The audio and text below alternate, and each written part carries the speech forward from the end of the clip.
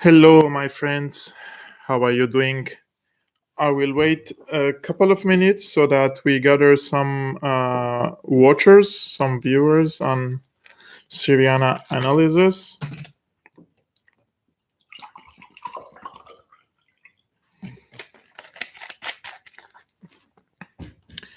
This cup is a gift from Damascus. She is Ferouz, one of the most famous singers in the Arab world. Hey guys, how are you doing? I can see you writing. Please let me know if my voice is sound and clear. Today's live stream will be mostly about the United Arab Emirates reopening its embassy in Damascus. So I thought it's a good idea to do live streaming with you and answer to your questions. Yeah.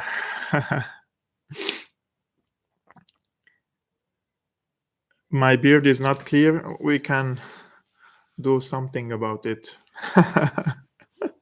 We can't do anything about it. It's like from my parents to many people are just nagging on me for my beard. Hey guys, so the news is after 6 years of boycotting Syria by several Arab governments, including mainly by the Gulf Arab monarchies and governments, the UAE decided to reopen its embassy in Damascus today. If you remember, a few days ago, I did a video about the visit of Sudanese President Omar al-Bashir to Syria, and I told you in my analysis, this guy is not representing himself. He is he's a messenger, and he is bringing a message from the Gulf monarchies. On top of that, Saudi Arabia and the UAE is in the same axis or in the same coalition with Saudi Arabia. So as we can see, there is this diplomatic activity going on in the area, and Saudi Arabia, UAE, and this coalition is trying to restore their relationship with Damascus. After 6 years of cutting diplomatic relationship with Damascus, accusing the government in Damascus of killing his own people and all this stuff that we heard in the last years. The thing is, guys, in the important part in the UAE reopening of the embassy is that the UAE is a hub for several governments in the region, and in my opinion, this step will follow with other governments to reopen their embassies in Damascus. And the reports coming from Damascus indicate that Bahrain will reopen its embassy soon in Damascus, and maybe after that, Saudi Arabia. Now, the people in Syria are not very happy. Of course, this is not a thing that they were expecting the list to say, but in politics there is no permanent enemies and no permanent friendship.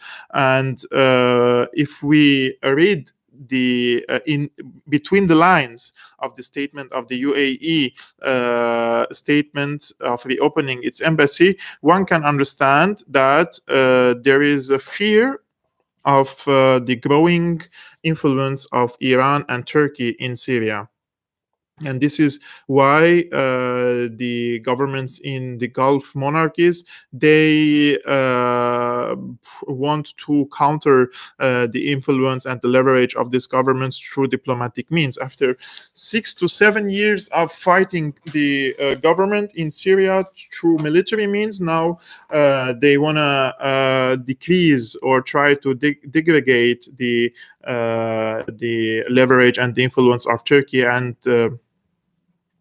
Iran through diplomatic means. And the state minister for the foreign affairs of the UAE clearly said in his tweet that the reopening of the embassy in Syria, the main goal is to restore Syria into its Arabic orbit, and that to counter the Turkish and the Iranian influence. In my personal analysis, I believe that the Syrian side, they, as I mentioned in the previous video, in the Omar al-Bashir visit to Syria, Syria is trying to distribute its eggs in different baskets, and but that doesn't mean in any way that Syria will do this on the expense of its strategic relationship with Russia and Iran.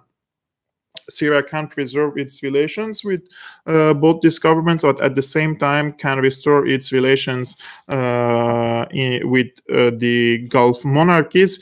On an emotional level, the Syrians are not happy, as I mentioned, because they lost hundreds of thousands of people, sacrificed hundreds of thousands of people, so that these Gulf monarchies and these dictatorships won't have control over Syria.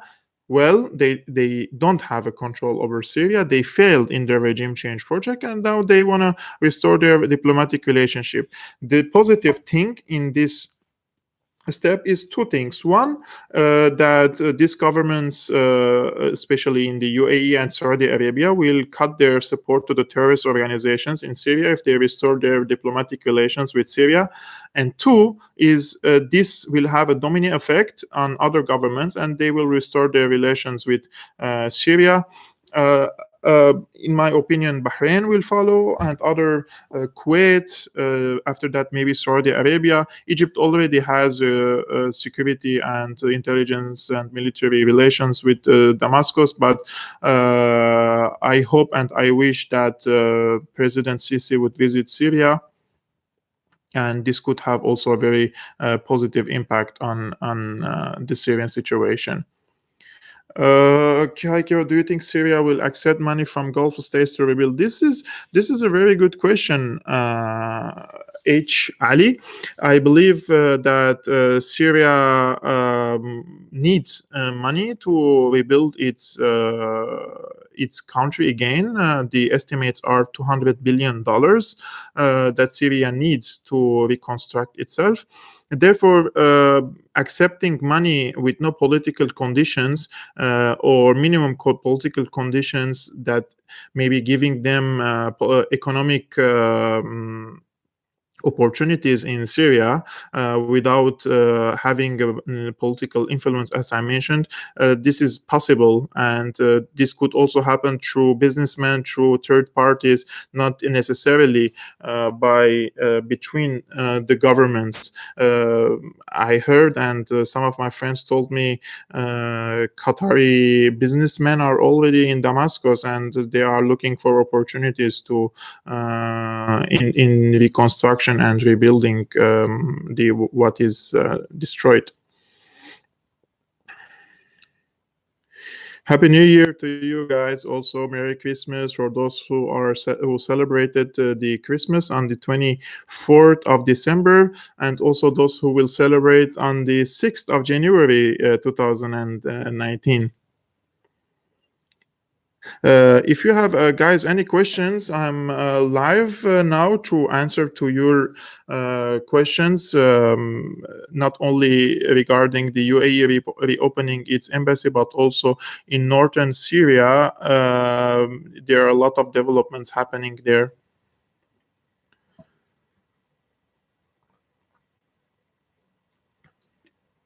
Alexander Chan, you made a good point here, and I believe the situation in Syria is different comparing to the case in, for example, in Europe.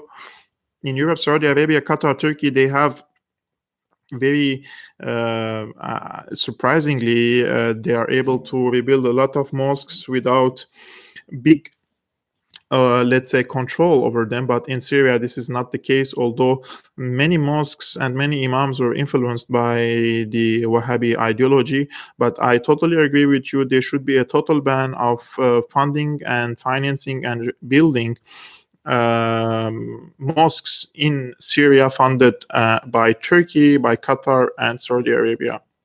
Yes, bro, there are dogs in Syria, and people have pets. One of our friends are asking me if Syrians pet dogs. Yes, they pet dogs and they pet cats, and they're just normal people like you.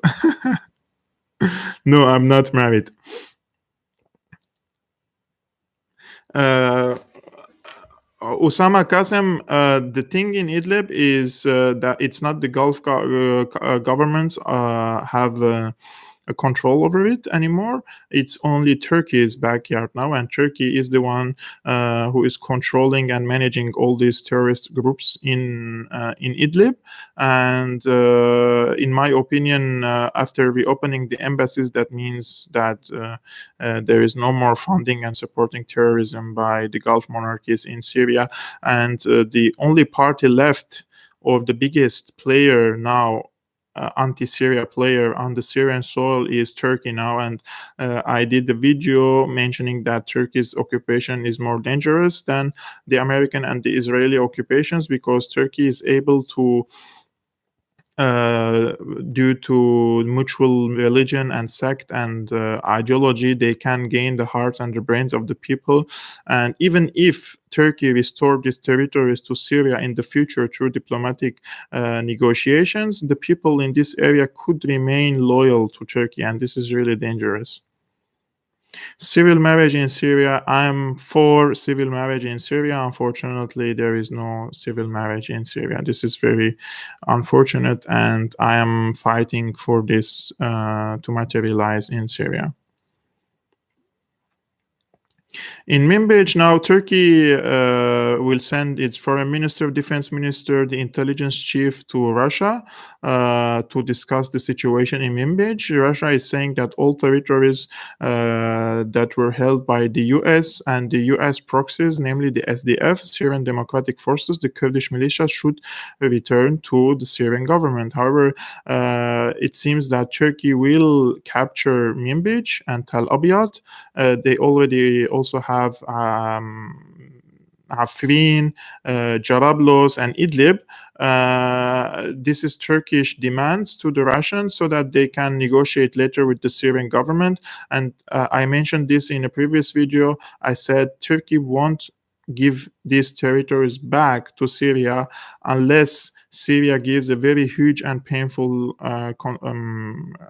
compromises.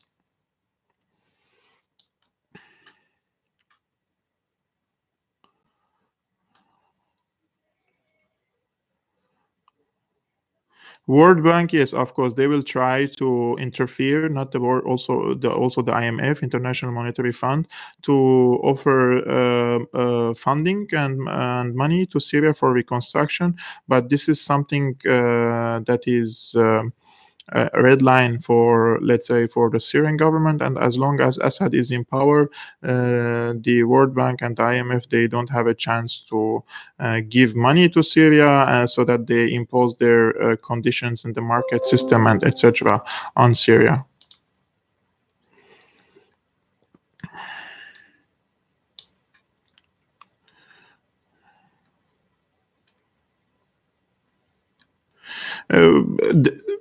Yoel, yes, there is a negotiation now, ongoing negotiation between the Syrian government and the Kurds, both in Damascus and in Qamishli. And my initial information assures that the negotiation reached to high levels, and this could, in the next few days, we could hear some news that the Kurds would hand over the oil-rich areas in the eastern shores of the Euphrates to the Syrian government, all the way to north in Qamishli and Hasake, especially our border crossings with Turkey. However, Manbij and Tal Abyad, they are different cases. We have to separate the regions and the cities and the towns. We should put the map in front of our eyes, and we should say the eastern shores of the Euphrates, we have Deir ez-Zor suburbs, and to the north we have Kamishli and Hasake. These areas, it's very possible that there could be a cooperation between the Kurds and the Syrian government to restore the Syrian sovereignty on these territories and prevent the Turkish incursion and invasion. However, in Manbij, in Azaz, in Tal Abyad, these areas, the situation is different, and I don't think Syrians have the enough leverage and the capability to restore these areas faster than the Turkish side. This is the issue.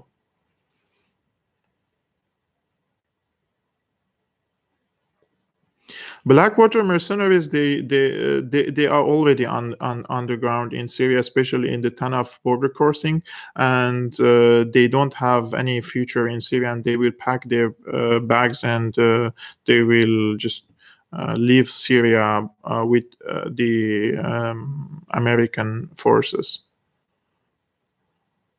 There is a very important point, guys, I want to mention here. I was working in an institute called the Futuristic Studies Institute in Beirut in 2015.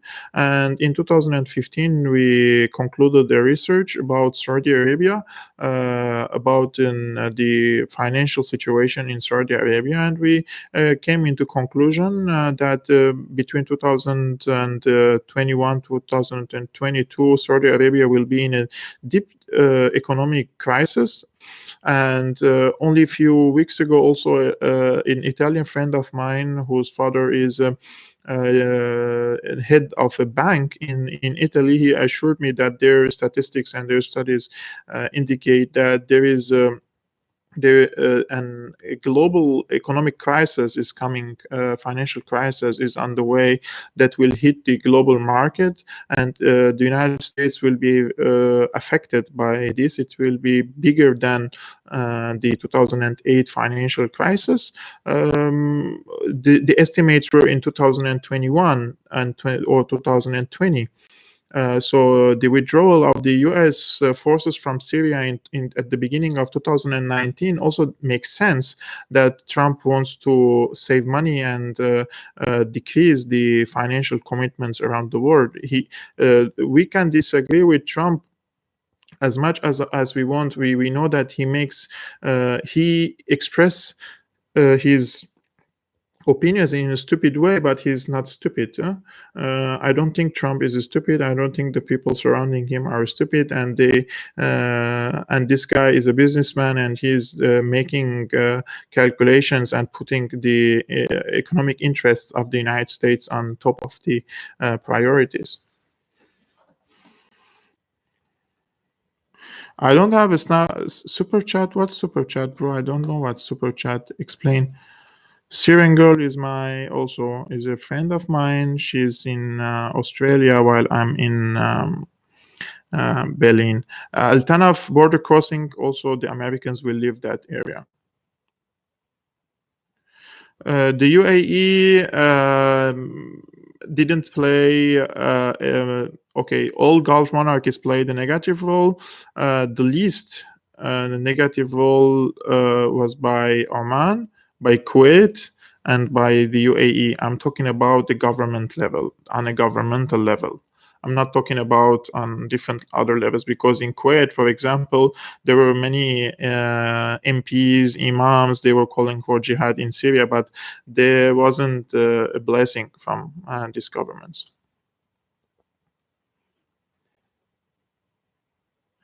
The militants are mostly now in Idlib, and believe me, this is a $1 million question. There are tens of thousands of militants in Idlib, and we don't know how to solve the situation there. There should be an international agreement in this regard. However, I don't think any deal could eradicate this huge radical jihadist threat in Idlib. And also the Europeans are afraid that if an attack happens on Idlib, these jihadists will escape to Turkey, and then Erdogan will open its border to Europe, and these jihadists will come to Europe.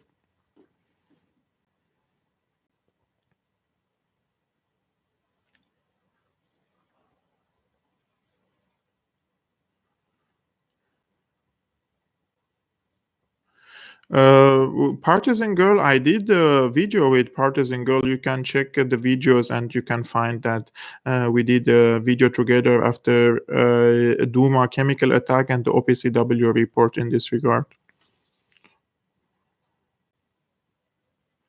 Can you find Syrian in Germany?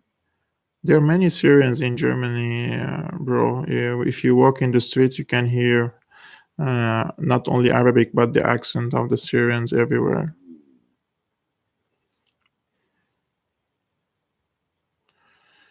The best way to get rid of the terrorists in Italy. If I say my opinion, I will be blocked by YouTube, and you won't see me again. So better keep my opinion to myself now. The best time to go back to Syria? Okay, this is a very good question. Also, on a personal level, I don't see myself living in Europe my entire life. I'm here. I learned the language. I'm gaining experience. I'm working, and also in the near future, I'll focus also on studies. It was very tough years in Germany in the last 3 years. 1.5 year was only I was only studying German. Now I'm working in Berlin, so I will gain, as I mentioned, experience in the European market. I will improve my language. I will do my best to gain a PhD in from Germany, and then I go back to Syria when I have a strong weapon, which is education, and also another strong weapon, which is experience, so that I can help the people. The thing is, when I left Syria, I had the feeling that I'm not able to give something to the people. I'm not able to give something positive to the people. When I left Syria, the only thing that the people were resorting to was weapon, and I'm not a fighter. I can fight with my pen, with my in an intellectual way, but it's not my thing to fight and kill people.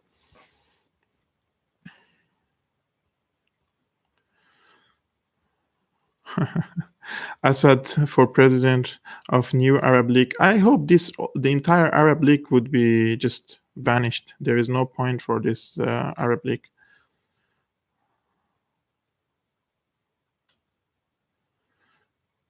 Tanaf, I mentioned, guys, the Americans will live at Tanaf, hopefully.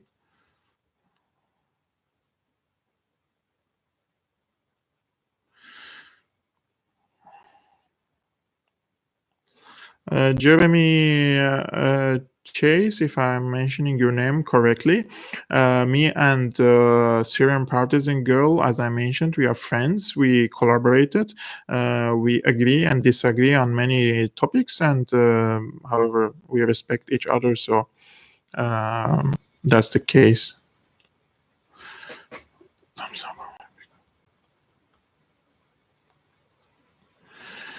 Man, the air route between Frankfurt to Damascus, I hope very soon, but the German government is the last government who is reading the developments in the region, and they are still stubborn and boycotting Syria on many levels, and especially the parties, the liberal parties and on the left. They're always raising their voice against the Syrian government and calling for the continuation of the boycott and diplomatic isolation and sanctions on Syria. This is very unfortunate. I mean, look, in Germany, the only party that wants to restore the relationship with Syria is the AfD. AfD is on the far right in Germany, and I have some friends from all parties, but from the AfD, I tell them they support Syria for the wrong reasons. However, it's very unfortunate that in Germany, the left anti-imperialists, especially in the parliament, they should be with Syria. This is also their fight. But some of them are with Syria, but they are really afraid, and they are really they just don't say their opinion honestly. And I met a lot of them. They're just afraid to say that we are there with Syria.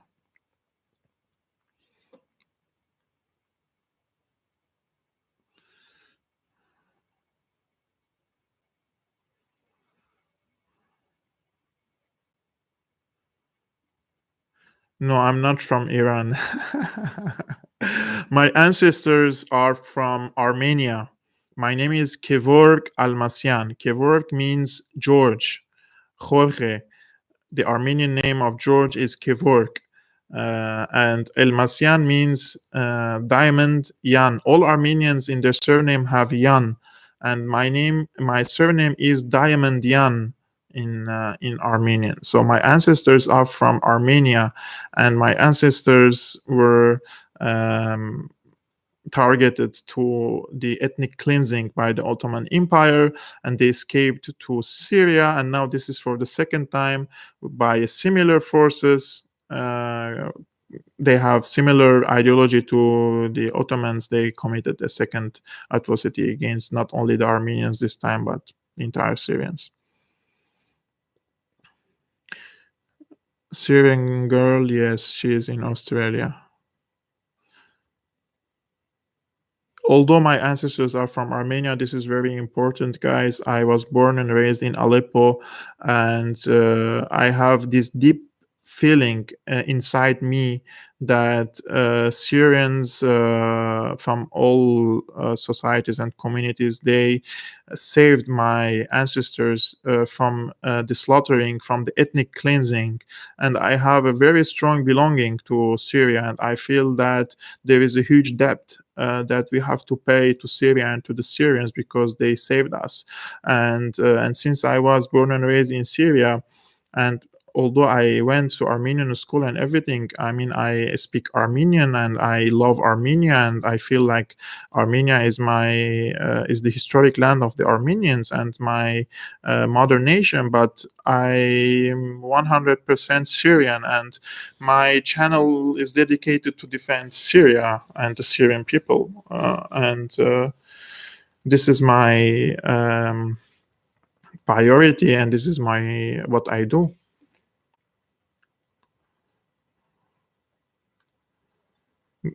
Some people are saying good morning. I don't know from which continent you are following me, guys. And good morning. It's a good night here, 8:30. Man, guys, you're making a lot of crazy comments.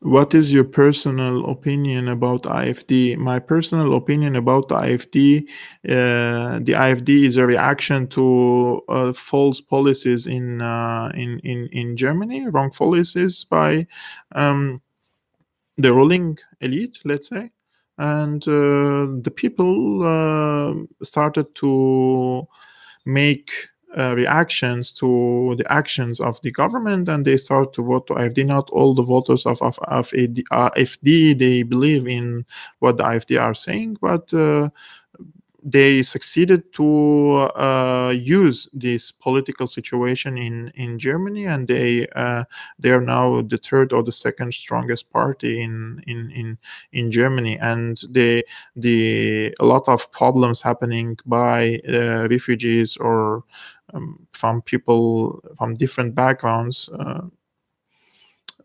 If a one crime happens per month by a refugee, AfD gains 1% plus in Germany.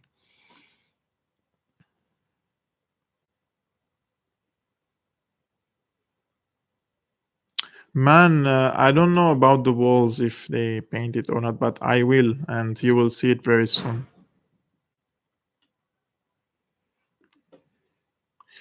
Invite me to America so that I could come, but Trump won't allow me because of my identity.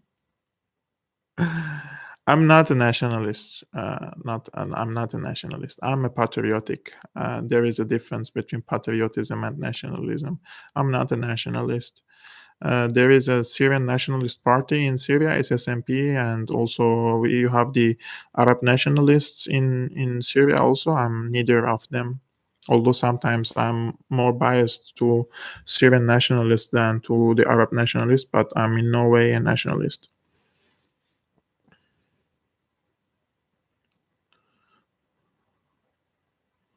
The Syrian army in Afrin only through negotiations with the Turkish government, and I believe this won't happen unless Syria makes compromises to Turkey and painful compromises. Turkey invested a lot in Afrin, in Jarablos, in now they will invade Manbij and Tal Abyad. I hope it won't happen, and I hope that Russia stops them. But if it happens, the only way to kick them out is through negotiations and very painful compromises.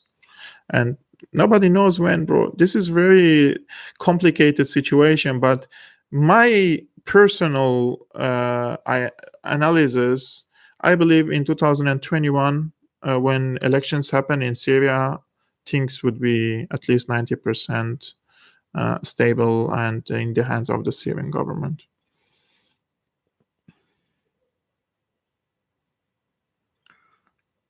The Emirates, yes, they will be flying soon to Damascus. And today there was the first Arabic plane landed in Syria, civil plane from Tunisia to Damascus. And the Tunisians came for tourism to Damascus, and they were carrying Syrian flags, and they were very happy. This was very touching.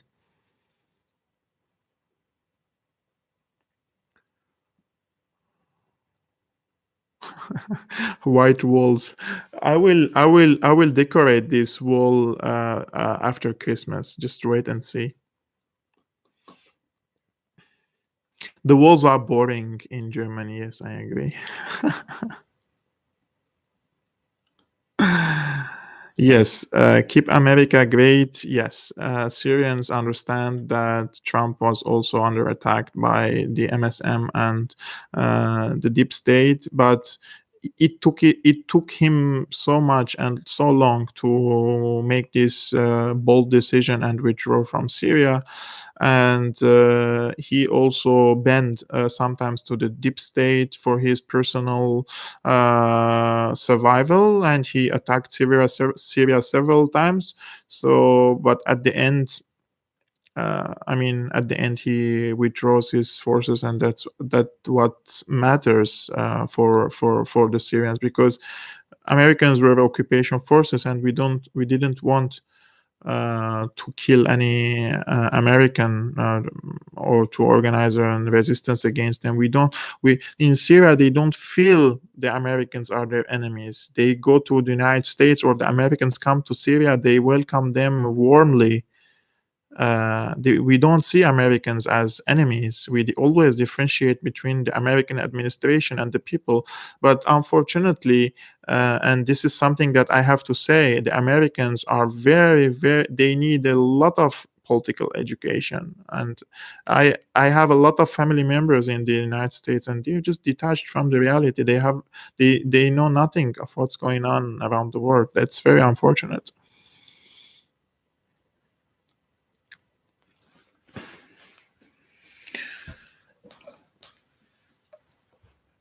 Deir ez-Zor, man, I didn't go to Deir ez-Zor. Can you believe that? I was born and raised in Syria, and I haven't had the chance to go to Deir ez-Zor. I went to Hasake, to Kamishli, to maybe 16, I don't know how many, no, 11 or 13 different cities, because I used to play in a football club. So we had to travel from one city to another to play the matches, but I never been to Deir ez-Zor.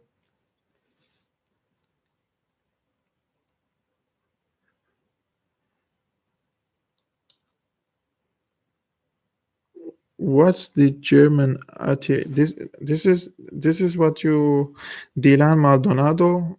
I don't know if this is German, but I really liked it. It keeps me warm, and I don't have to all the time put gels or waxes on my hair.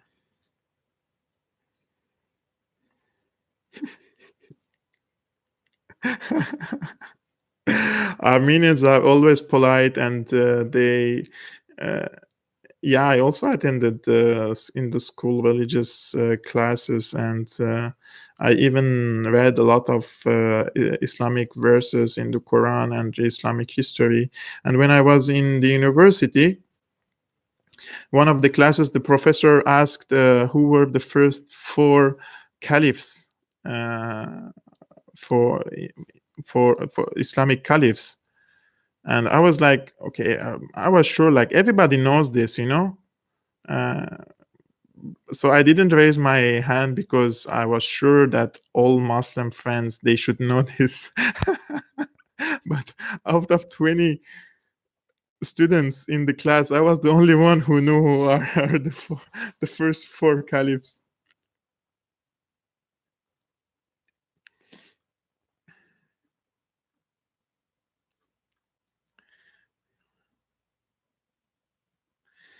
The crazy Vincent. I totally respect those who vote for presidents by conviction and they know something, not just driven by propaganda. And until this moment, Trump, he is committed. He achieved. He implemented a lot of his election promises, and this is fascinating. I'm not. This is not a compliment to Trump, but he's working, and at least for me, he's working for the American people.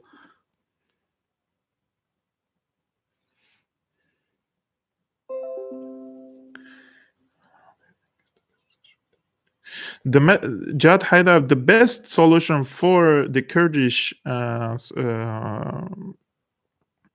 question is a rapprochement between the Syrian government and the Kurdish leaderships, and the Kurds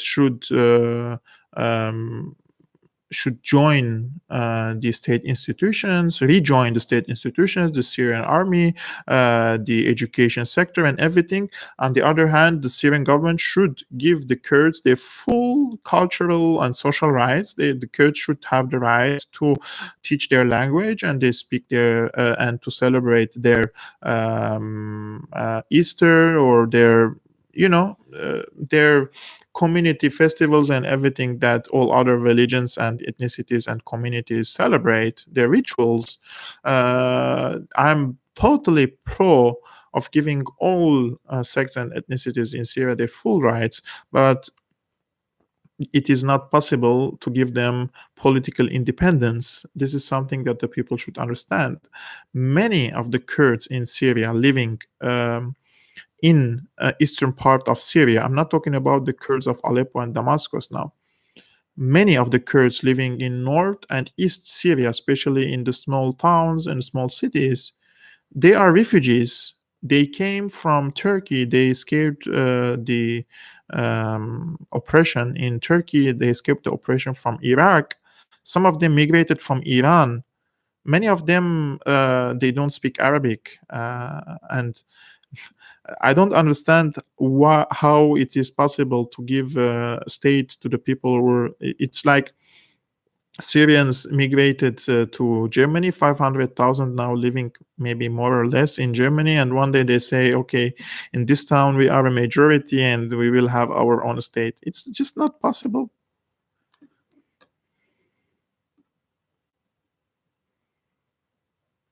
Man, less Hollywood is the number one priority for you in the States.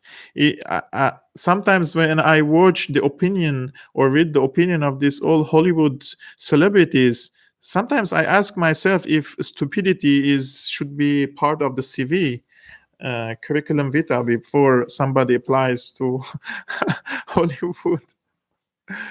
Now they're all pushing against Trump because he decided to withdraw from Syria. How warmonger they are! They are either really stupid or they are really puppets to the deep state in the United States.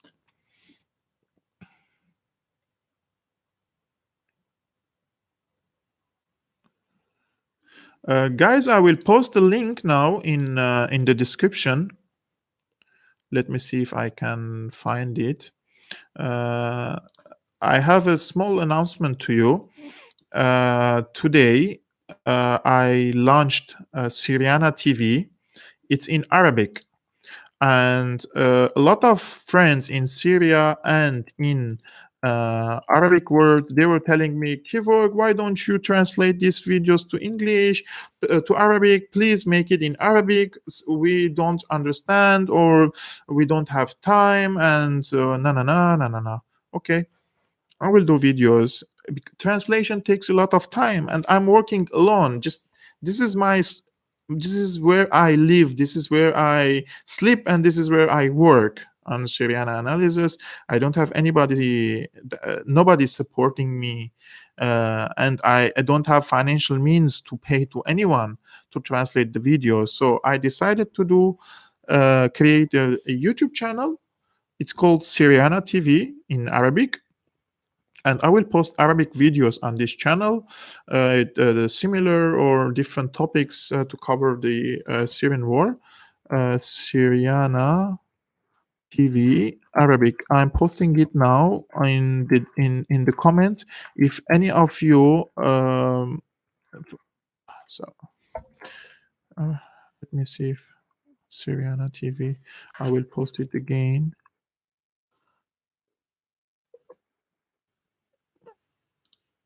Syriana TV Arabic. I will post it again. If you guys interested and you want to follow my work in Arabic, those who speak Arabic or those following me from the Arabic world, please subscribe. I will start posting on that channel after the new year.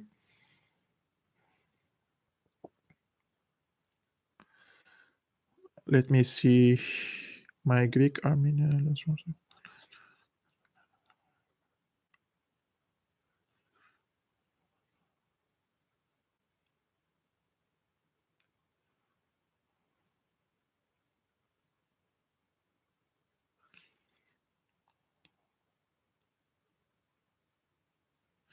The relations between the Syrian people and the Yemeni people are really good, and Syrians wholeheartedly support the Yemenis against the Saudi aggression and the genocide, ongoing genocide in Yemen.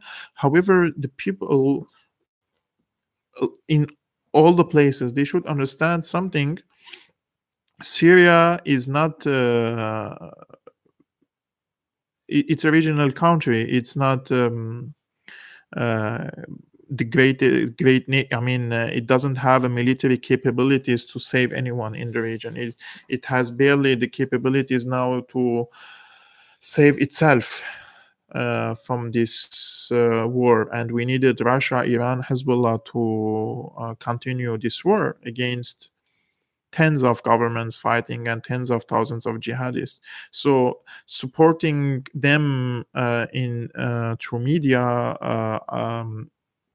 or in other means, but not militarily, there is no possibility for Syria to support now other players in the region. Maybe in the future, but now Syria needs to recover itself. But the relations and the emotions towards Yemen is very, very, very warm, and the Syrian people, they wholeheartedly support the Yemenis against the Saudi aggression.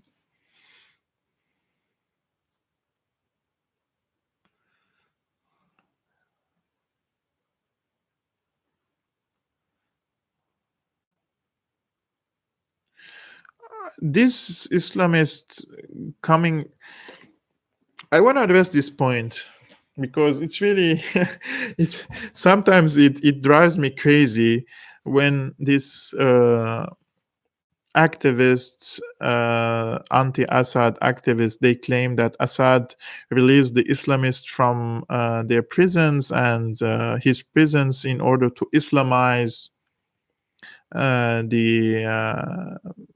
the revolution. If we check the political prisoners in Syria, when Bashar Assad came to power, the number of the prisoners were very minimum. They were maximum 200 to 300 people. If you really think that Bashar Assad on purpose released 200 to 300 people to radicalize the entire revolution, this would be very delusional. Second of all, it was the opposition who asked for the Assad government to release these people from the prisons. They gave the lists and they were demanding and asking the Syrian government to release the political prisoners. And the Syrian government released many of the political prisoners from detention to ease detentions in Syria, and that was the case for them. It was the opposition who asked the release of these prisoners. And if they, let's put this scenario, Assad was very he has this very dirty policy and he wants to radicalize this revolution, huh? And he released, let's say, 50 radicals or 100 radicals, and I'm a Syrian opposition, and these radicals came and they told me, please, let's join your movement, and I don't want to Islamize this revolution, right? Or it's not Islamic as they claim, and I should not accept them as part of the revolution, right? But they opened their arms to these people, and these people then they ruled the revolution. All these political figures living outside of Syria, and they are preaching on TVs and telling us how beautiful is the Syrian revolution, and that their ultimate goal is democracy and human rights. On the ground, those who are fighting the Syrian government are doing exactly the opposite of this, of what these politicians are saying in the media.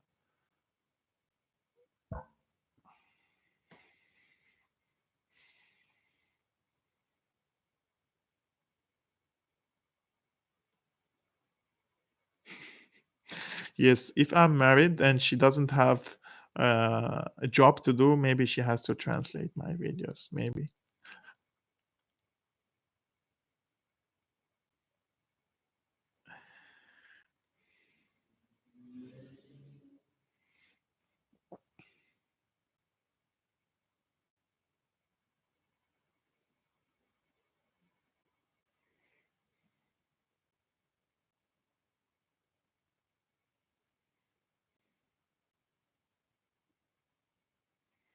Okay, Dennis Allen, I will.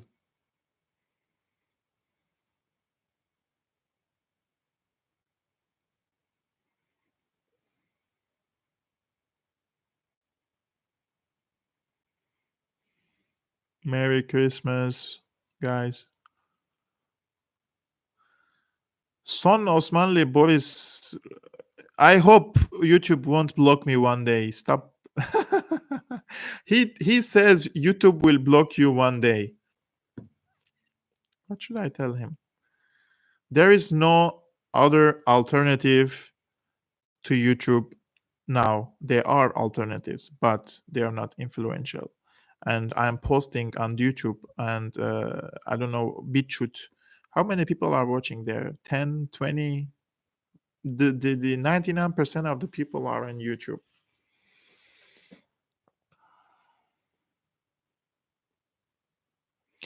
Jeremy Chase made a very important point here. There is a difference between those who practice Islam and those who seek to impose it upon everyone, though.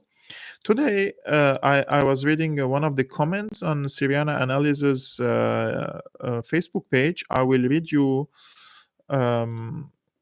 the comment. This is very important thing that I want to address also today.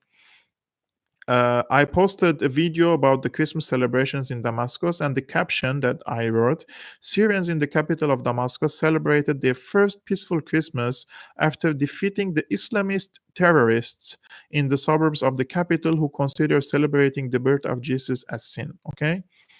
And one of the comments says, stop spreading lies. Why do you say Islamists? They have nothing to do with Islam. Okay. First of all, there are two terms that we should differentiate. Muslims and Islamists.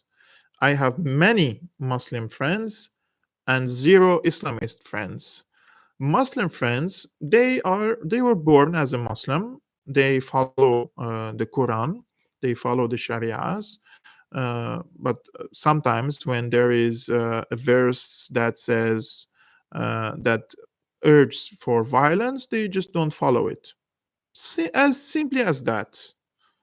They congratulate the Christians for the Christmas. They some of them drink alcohol and they just live a very normal life. Okay, these are, for me, they are the Muslims, the normal Muslims. They are just the normal people like me and you, like any from any other religion. The Islamist, on the other hand, is a person who believes that his religion is the only right religion that should be spread, that should be imposed on the people, that others should be discriminated based on this religion, and that God promised that the Muslims are the only the best people of the world, and they are the only one who will enter paradise, and that they have the duty to spread Islam, even if that means through violence. Those are the Islamists. So we have to differentiate between the Muslims and the Islamists. And one day, few centuries ago, the Christians were also spreading Christianity through force. They came all the way to the Middle East and committed also the Protestants, Catholics. They slaughtered each other. But it's over. Now the Christians are no more slaughtering each other based on religion. They're slaughtering maybe each other or others for political reasons or for oil, for economic reasons, but not for ideological reasons. The ideological wars are very stupid. Like, if you are killing someone just because he's different, he has a different ideology, and you're not gaining anything, any gain, any political gain, any economic gain, you're not expanding your territory, you're not gaining more water resources, not getting any oil, and all this stuff. That's very stupid. In political science 101 says all humans are evil by nature, and when and politicians become more evil because they want to preserve their national interests, and they want to expand and make they want to conquer, but nobody wants to kill anybody else for nothing in return. But the Islamists do that. Only a few days ago, what did these Islamists do in Morocco? They slaughtered two young ladies camping in Morocco for nothing, just because they are Christians, or or because they are Denmark, or from Europe or from the West. What did they gain? What did they do? Why did they slaughter these ladies? And these ladies, they were pro refugees, pro. One of them, she was even defending the Islamists, not even the Muslims, because she posted a video about a bearded Islamic bearded man that don't judge the people based on their look. The Islamists are cancer. They are the cancer of the 21st century. They destroyed half of my country for nothing, just because they don't want to see a ruler that he is from a different religious sect. Period. They can claim anything they want. They support Erdogan. He's a dictator. He's elected, but he's not. Election is not enough criteria for democracy. They support the king of Saudi Arabia. They support the MBS. They support Abu Bakr al-Baghdadi. They support uh, Abu Muhammad al-Jolani. They support Osama bin Laden. These people are not Democrats, but they sold their narrative to the West or through the media that they are these democratic fighters. Greetings from Paraguay and greetings from Berlin, sir or lady. I don't know because you guys, many of you are have fake names. Jad Haidar, he is saying, I love the cover of the channel for the new Arabic channel. André Parot truly knew what he was talking about. The new uh, the I will okay, I will open my new channel. The cover photo of my new channel, there is a quote for the French. He used to work in the Louvre.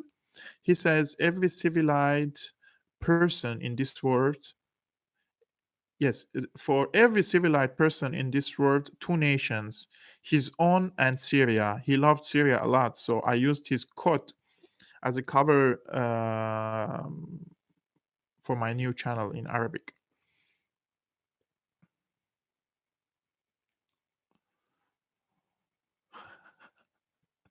Pat Hacker. Best way to learn a foreign language: fall in love with someone that doesn't speak your language. Maybe you don't need to fall in love. Maybe you just have a friends.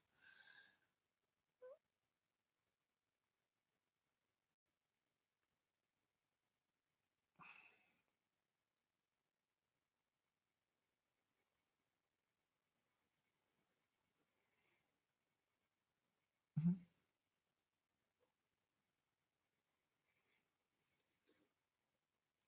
Which message?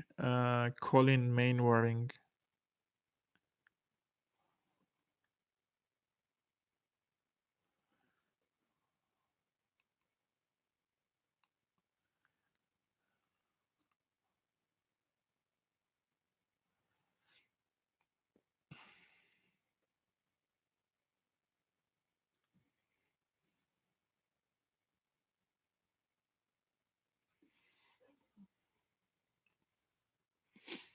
Adin asking me, what should Syria do over Golan Heights in the near future?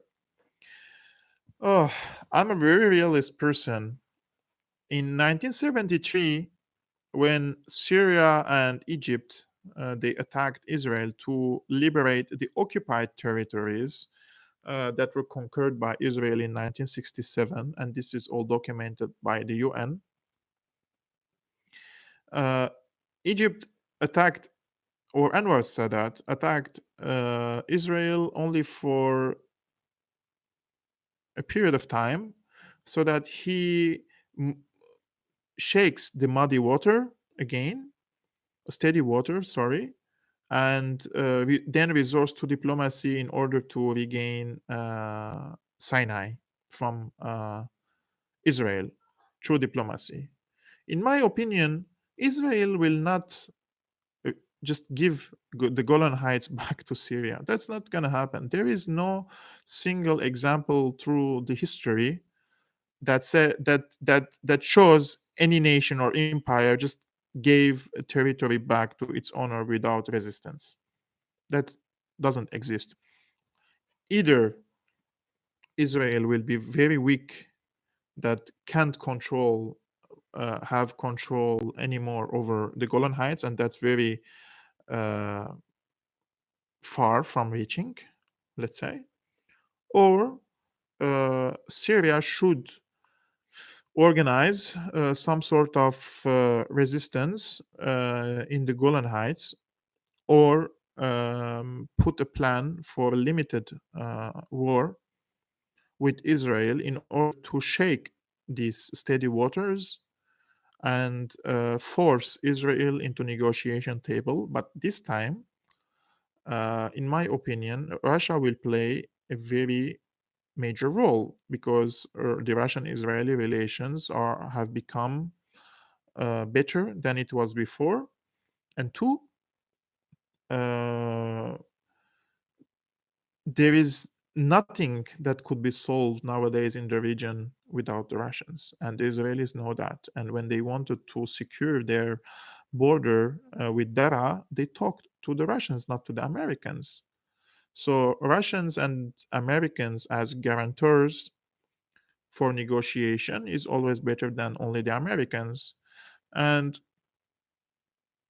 I hope that day would come soon.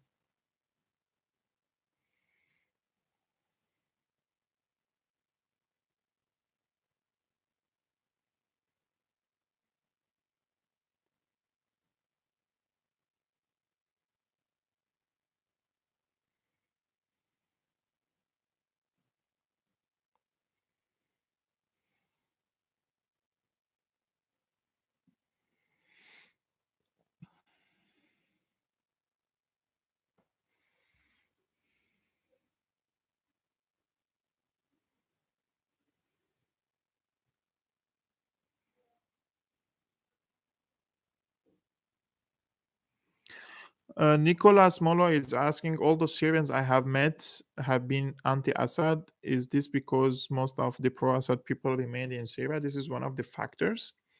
However, most Syrians who came to Europe, they came through Turkey, and they were already in the refugee camps there, and they were anti-Assad. We have to remember this. But also, there is an important factor that most pro-Assad Syrians, they are afraid to talk because these Islamists are everywhere.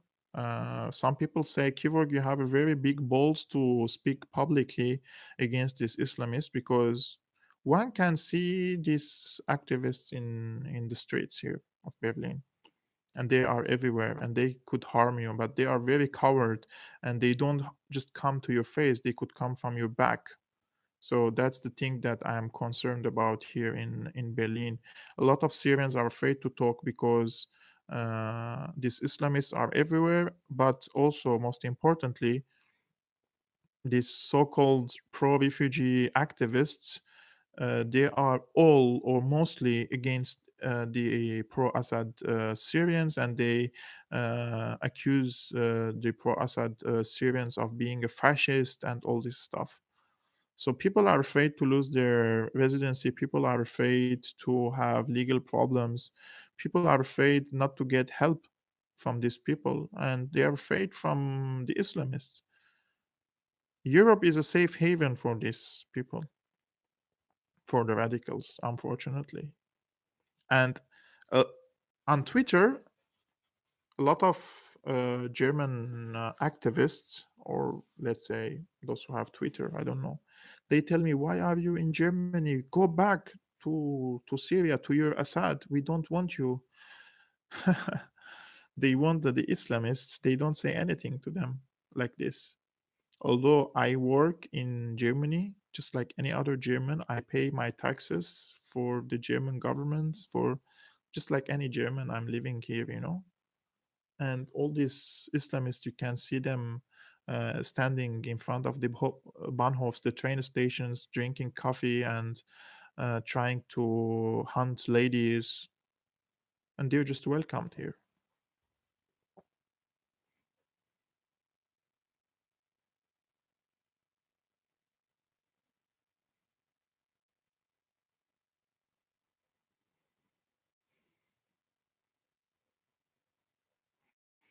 Nicholas, okay, in New Zealand, I don't know what's the situation exactly there, but those who came to the New Zealand, they came through the UN, and the people came from Arsal refugee camps, and we all know that Arsal refugee camp was occupied by Al Nusra Front, Al Qaeda, and these people were happy living with them. So they are sympathizers with Al Qaeda. Simply, you can ask them, what do you think about Al Nusra or Ahrar Sham or from Islam's army? They will say they are just normal people. They don't think that these groups are terrorists.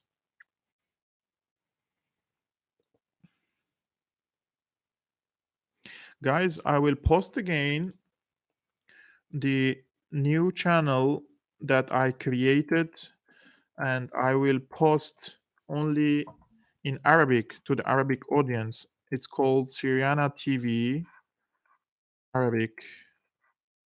Please, please, also are following me from Arabic countries, subscribe and share it with your friends. I will post soon an introductory video introducing what I will cover on this channel. And also haven't subscribed to Syriana Analysis YouTube channel that I am making in live streaming now, please subscribe and activate the ring bell so that when I post videos, you don't miss it.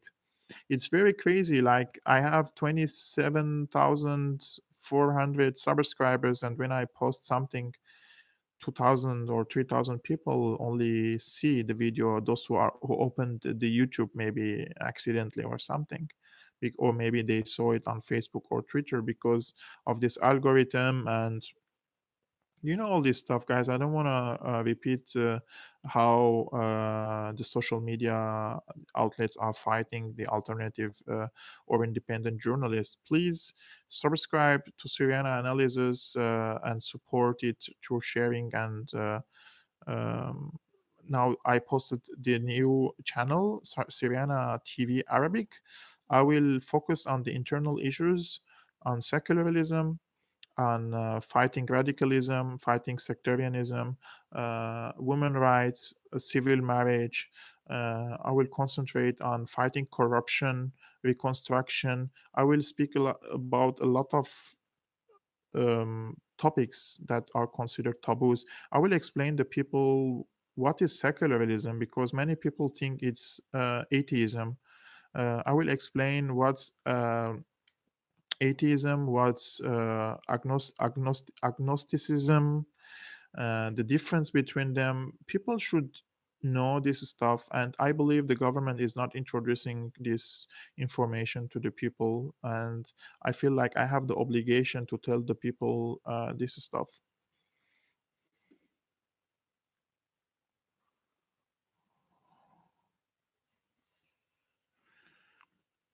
The agenda of the UAE in Syria is to counter the leverage of Turkey and Iran. They could succeed partially with Turkey, but they won't succeed with Iran. That's not possible. UAE came to Syria,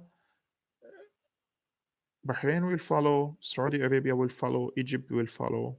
You will see in the near future. These countries will reopen their embassies in Syria. Their project has failed. It's over. Now we have to focus our efforts only on Turkey and their occupation of Idlib, of their occupation of Jarablos, Afrin, and maybe in the future Manbij. We have to restore the territories from the Kurdish separatists in the eastern shores of the Euphrates. There is a ongoing negotiation now with the Kurds, and I believe they will hand over the oil-rich areas to the government, and also they will hand over the border crossings to the government so that Turkey won't attack. But as I mentioned, in eastern Deir ez-Zor, all the way to Hasake and Qamishli, these areas could be controlled by the government of Syria.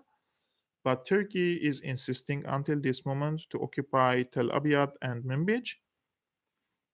Some people are telling me that Turkey will just hand over these areas to Syria. Now we have to ask them why then Turkey is insisting to occupy Manbij and Tel Abyad if they intend to hand over these areas to Syria in the future.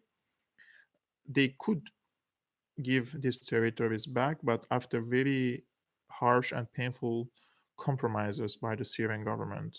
And until that time, Turkey will work on Turkifying the people, teaching them Turkish, teaching them Turkish language, Turkish culture, and belonging and identity and everything.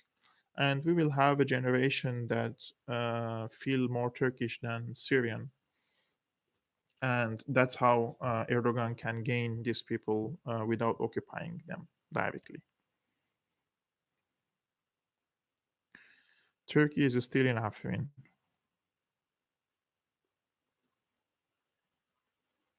Syrians enjoy anime? What's anime?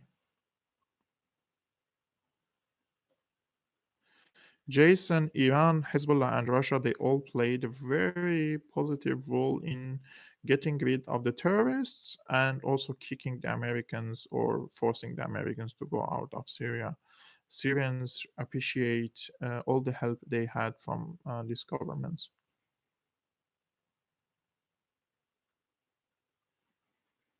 Mahmoud Mustafa, you're right, bro.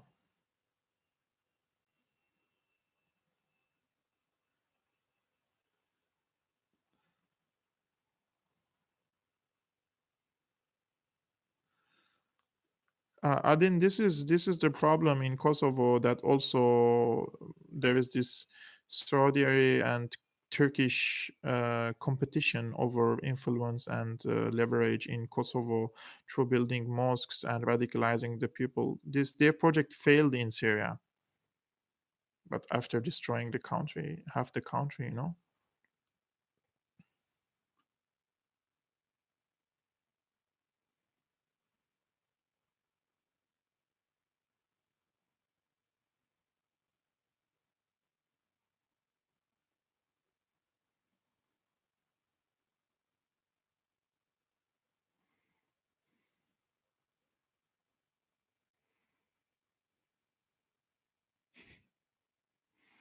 By the way, some of my Syrian friends, they follow my channel and they read the comments, and they're really surprised that there are many, let's say, foreigners, non-Syrians who support Syria, wholeheartedly support Syria. So thank you guys for your great support. And this is one of the goals of Syriana analysis, to collect the people around the world who support Syria. And I want to deliver the voices of the Syrians to you, what they think, what they want, how they suffer, and all this stuff. I think the slide that I'm using for my face on the right side is already dead. The battery is gone. You can see the side has already become darker. It's been 1 hour and 11 minutes continuously I'm talking. Guys, I will continue making more live streamings. I really thank you for your patience and your watching the live streaming and posing the questions. I will do my best to do more live streamings and answer more to your questions, and I will do more videos also regarding the latest development. But I will expand the work, and I'm not going to concentrate only on Syria. We have to talk about also other important issues in the region. And for that, also, I will host experts from the region to speak about the regional and geopolitical issues. For now, the battery is dead. It will become darker and darker and darker very soon. So I have to leave you guys here. It was really nice to see you, and thank you very much for your support. Please make sure to subscribe and activate the notification bell, and we'll see you soon, huh? Ciao.